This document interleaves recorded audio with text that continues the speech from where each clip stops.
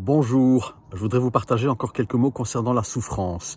Hier, dans ma précédente vidéo, je vous ai partagé quelques mots concernant la souffrance et un souvenir m'est revenu.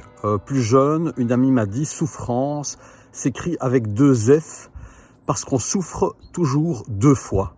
C'est exact, souffrance devrait prendre plus que 2 F. Nous souffrons bien plus de 2 fois.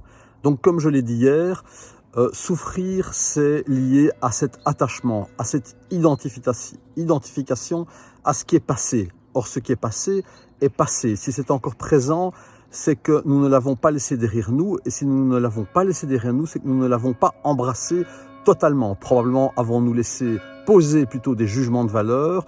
Notre morale peut-être a-t-elle pris le poids sur la réalité, sur les faits.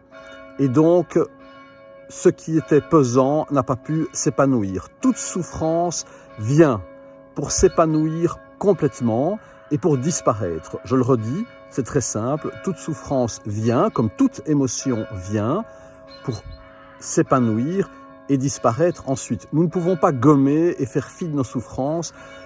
Il nous faut absolument pouvoir les laisser s'épanouir.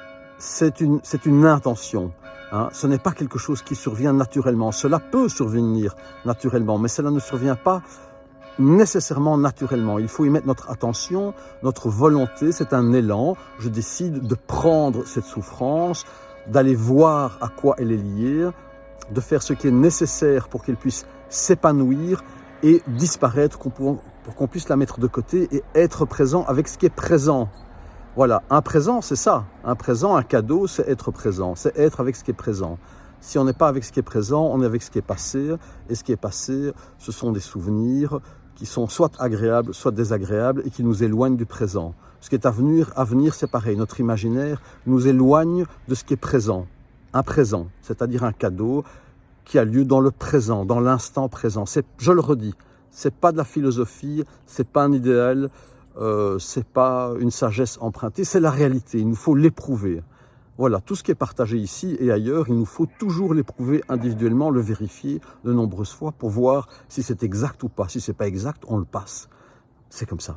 Donc la souffrance, elle vient pour s'épanouir et pour disparaître. Si nous ne la prenons pas en main, si nous ne posons pas un regard bienveillant, non jugeant, amoral sur cette souffrance, nous allons l'emporter avec nous, nous allons courir, prendre la fuite, et quand on court et qu'on prend la fuite, eh bien, ce que l'on fuit, nous le rattrapons, toujours. C'est une loi naturelle et universelle.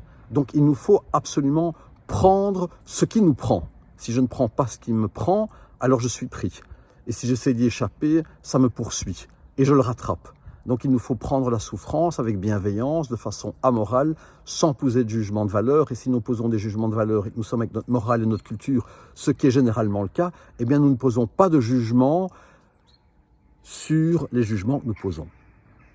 Voilà, tout cela, nous venons le travailler en constellation familiale. C'est ce qui nous permet d'être plus présents, d'embrasser l'instant présent, d'être avec ce qui est et d'embrasser un bonheur plus large. Tout cela, nous le travaillons en consultation individuelle, lors des week-ends, lors des formations, nous le travaillons et nous allons démasquer toutes les facettes de ces souffrances, comment est-ce qu'elles viennent, comment ça se fait qu'on s'y attache et comment ça se fait qu'on les nourrit et qu'on les fait perdurer.